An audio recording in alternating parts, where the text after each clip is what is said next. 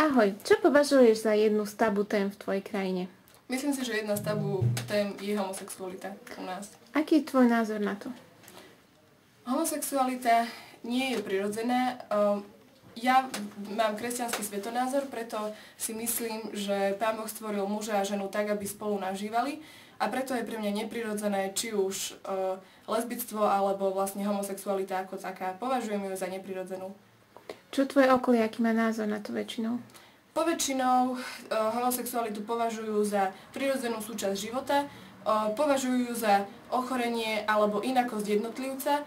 Niekedy ich to osočujú len preto, aby si našli nejaký bod alebo niekoho, do čoho by mohli žbrdať, ale inokedy homosexualitu príjmajú ako normálnu vec. Poznáš nejakých ľudí s týmto problémom alebo v takej situácii, ktorí sa hanbia o tom hovoriť?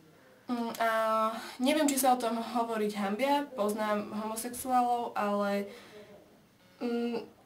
konkrétne s nimi nemám vybudovaný taký vzťah, že by som sa s nimi o tom až tak rozprávala, neviem, či sa hanbia. Ako si myslíš, že na nich reaguje prostredie? Že je to dobré alebo negatívne reagujú? V prevažnej miere si osobne myslím, že negatívne, aj keď moje okolie, v ktorom som s nimi bola, reagovalo normálne. Prijímalo ich.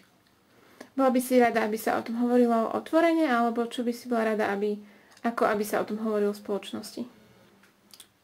Myslím si, že ak by ľudia boli otvorení zaujať zdravý postoj, ktorý pre mňa znamená kresťanský postoj, tak bolo by dobré, aby sa o tom hovorilo otvorene. Ľudia by mali zaujímať k tomu nejaký postoj. Veľmi pekne ti ďakujem za názor. Rada. Ahoj.